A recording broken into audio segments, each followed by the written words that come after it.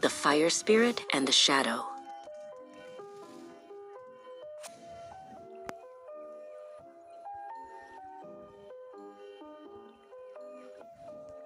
Deep in the ribs of the ancient forest, where the moss grows thick as velvet and the air tastes of damp earth, Pythia existed as a living prayer of heat.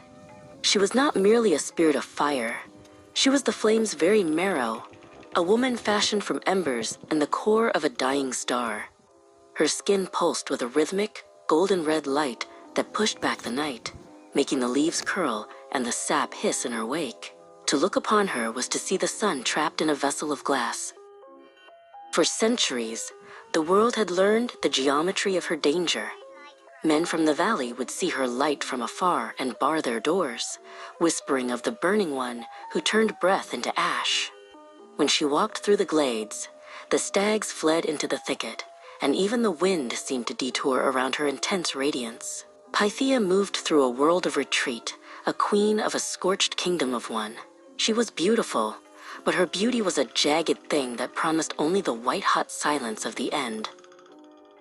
But there was one who did not belong to the world of light or the world of fleeing things. Gloam was a creature of the intervals, a man made of the soft ink that fills the spaces between the trees.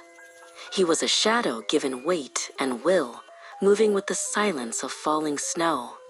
While others saw Pythia's fire as a threat, Gloam saw it as the only truth worth witnessing.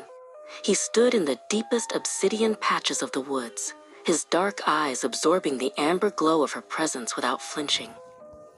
The forest grew unnaturally still as Pythia stepped into a moonlit clearing.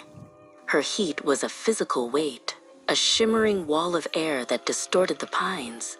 She felt a presence that did not scatter. Turning, she saw him, a silhouette so dark he seemed to be a hole in the universe, standing where the heat was most punishing. Her flames flared high, a defensive, blinding crown of white light that turned the night into noon. She waited for the sound of retreating footsteps, for the inevitable terror, until a shadow did not run.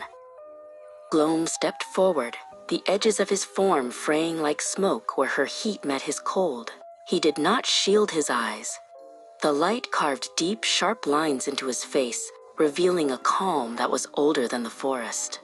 He looked at the fire that danced across her throat, the molten gold of her collarbones, and he spoke. His voice was the sound of earth shifting in the dark, steady and resonant. Flames are most beautiful when they warm, not when they